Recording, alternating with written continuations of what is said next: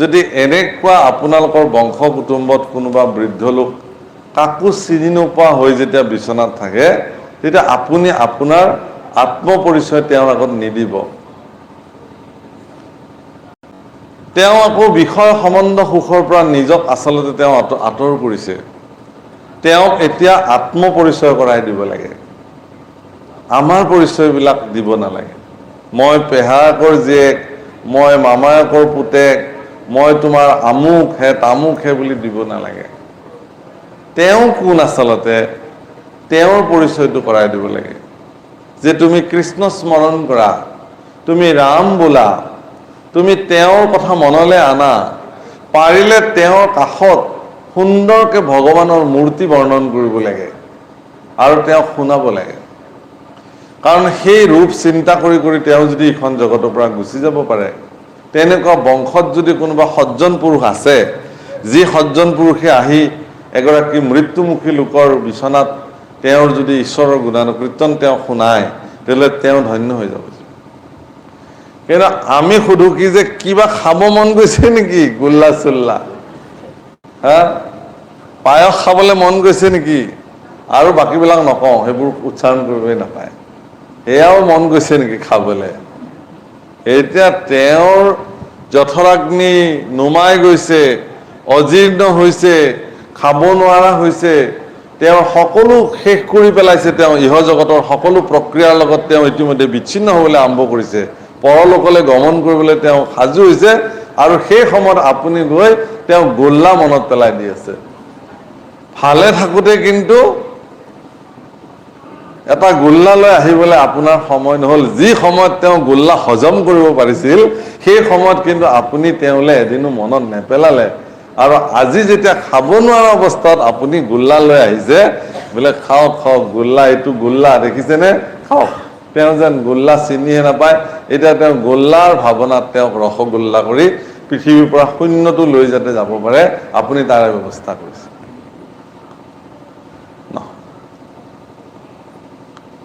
মহাৰাজ পৰীক্ষিতৰ প্ৰশ্নটো সেইকাৰণেই মানে সৰ্বশ্ৰেষ্ঠ প্ৰশ্ন। মৃত্যুমুখী লোকৰ কি কাম? হে গুৰুদেৱ, মইতো মৃত্যুমুখী, 7 দিনৰ ভিতৰত মোক তক্ষকে দংশন কৰিব। গতিকে মোৰ নিচিনা মৃত্যুমুখী আচলতে কি কৰিব লাগিব? ভাগৱতে কি কয়?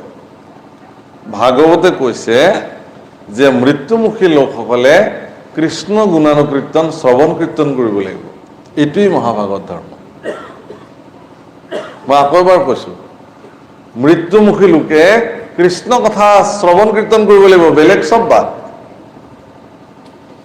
মই কালিও মোৰ এখন ভাগৱত পথত মই বৰ্ণন কৰিছো যে যিজন মানুহে ঈশ্বৰ সত্য বুলি নাজানিলে, কেৱল বিষয় বাসনা সুখত থাকি থাকি জীৱন অতিবাহিত কৰি এদিন মৃত্যু হৈ গ'ল, আৰু তেনেকুৱা এজন বিষয় লোকক কান্ধত তুলি পেলাই আমি কৈ গৈ আছো ৰাম নাম সত্য, হা, ৰাম নাম সত্য, এনেকে কৈ গৈ থাকে। সেইজন যিজনে শুই গৈ আছে 4জনৰ কান্ধত, তেওঁতো তেতিয়া তেওঁ সিদ্ধান্তটো দিলে কি লাভ হ'ব? সিদ্ধান্তটোতো আগতেই দিব লাগিছিল। সিদ্ধান্ত এতিয়াই ল'ব লাগিব আপোনালোকে যে ৰাম নামে যে সত্য, ঈশ্বৰে যে জগতৰ শ্ৰেষ্ঠ, এই সিদ্ধান্ত এতিয়াই দৃঢ় কৰি ল'ব লাগিব যে প্ৰভু তোমাৰ ব্যতিৰেকে আৰু কোনো নাই, চব মিছা। এইবিলাক ল'ৰা ছোৱালী, ইষ্ট কুটুম্ব, বংশ, ধন সম্পত্তি, ঘৰ দুৱাৰ, ঐশ্বৰ্য বিভূতি, মান সন্মান, শিক্ষা দীক্ষা, যি কৰিলো এইবিলাক ইহ সংসাৰতে থাকি যাব, এইবিলাক লগত নাযায়। আৰু এইবিলাকৰ কোনো ভৰসাও নাই। তো আছে কি? তুমি মোৰ শেষ ভৰসা, হা, তুমি মোৰ জীৱনৰ সৰ্বোচ্চ প্ৰভু, হা।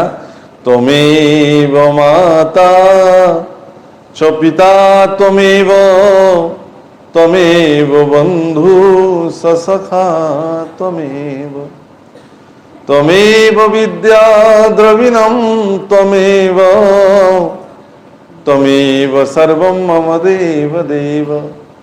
তুমি মোৰ পিতৃ, তুমি মোৰ মাতৃ, তুমি মোৰ ইষ্ট কুটুম্ব, ধন বিদ্যা ঐশ্বৰ্য বিভূতি সকলো, সৰ্বম মম দেব দেব। তুমি মোৰ সকলো, হে প্ৰভু, তুমি ব্যতিৰেকে আৰু বেলেগ মোৰ নাই।